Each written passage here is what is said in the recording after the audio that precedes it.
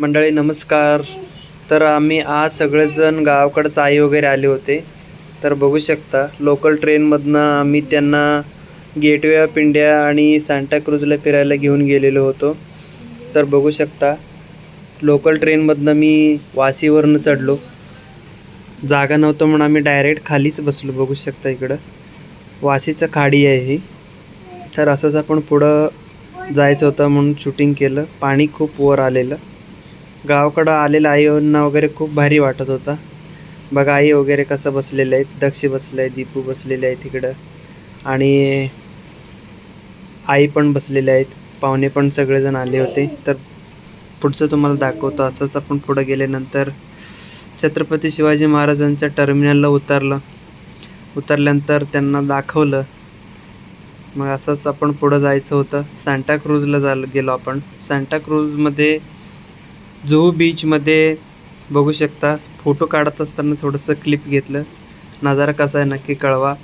दीपूचं आणि माझं थोडंसं इथं वांदं झालं, कारण दीपू म्हणत होती समुद्रामध्ये पोहणार, पण पोहायला येत नाही तिला. मग तसंच आपण थोडा वेळ थांबलो. सगळेजण मिळून मस्तपैकी एन्जॉय केलं. असंच खूप पाणी होतं आज तरी. गेल्या वेळीपेक्षा जास्त पाणी असल्यामुळं त्यांना आत मला सोडावं असं वाटलेलं नाही, कारण सगळे लहान लहान होते आणि गावाकडचं पाहुणं वगैरे आलेले.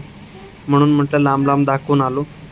बघू शकता मी आणि आईंचं फोटो काढत असताना एक क्लिप घेतलेलं आहे गेटवे ऑफ इंडियाचं. बघू शकता इकडं. आणि असंच आपण पुढं गेलो. बघू शकता खूप म्हणजे भारी. मम्मी बघा आमच्या आईचं पण घेतलेलं आम्ही. आणि इकडे दीपू काय मला म्हणत आहे की बोटमधनं थोडंसं फिरून येऊयात. मग आपण दोघंजण मिळून बोटचं चर्चा करत आम्ही त्यांना घेऊन थोडंसं पुढं गेलो. सगळं दाखवलं. आणि महत्त्वाचं सांगायचं म्हणजे पहिल्यांदाच गावाकडनं आलेले होते ना, तर सगळ्यांना व्यवस्थितपणे घेऊन जायचं, बोटीमध्ये बसवायचं आणि दाखवायचं. बघू शकता इकडे दीपू मस्त खूप खुश आहेत. आमचं दक्ष खूप लकी आहे, कारण एवढं लहानपणी असताना समुद्रात फिरायला भेटायला लागलं. आमच्या नशिबात नव्हतं आत्ता आलेले. तर आमचं गाव दुष्काळ गावात असल्यामुळं पाणी म्हटलं की आम्हाला खूप भारी वाटतं आहे. पाणी म्हटल्यानंतर एवढं भारी वाटतं की काय सांगू तुम्हाला, की समुद्र म्हटल्यानंतर एकदमच मन भरून आलं. एवढं पाणी. दीपू बसलेले तिकडं. पॅसेंजर पण खूप होते. तर आम्ही एक राईड मारायला गेलो. असंच मग प्रत्येकी खर्च येते तिथं 200-250 रुपये येते. तर सगळेजण जाम खुश होते. संध्याकाळचा टाईम झालेला 3 वाजता. मागून बघू शकता इकडं गेटवे ऑफ इंडिया आणि ताज हॉटेल कसं दिसत आहे. तर खूप भारी नजारा आहे. तुम्हाला कसं वाटतं नक्की कळवा. मम्मी पण खूप खुश होती. संध्याकाळचा नजारा. सगळेजण खूप खुश. आणि कुणाला पोवायला येत नाही ना, पोवायला येत नाही म्हणून असं वाटत होतं की जपून जॅकेट वगैरे आहेत म्हणून मी सांगितलं.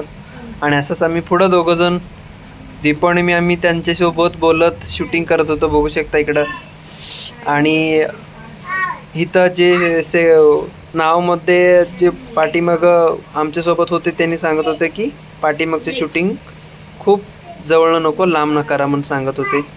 तसंच आपण गेलो. माझं शूटिंगकडं सगळ्यांच्याकडं लक्ष होता. तर आमच्या वेदिका बघा इकडं. वेदिका पण खूप जाम खुश आहे. दक्ष पण बघत आहे इकडं माझ्याकडं बघत खूप.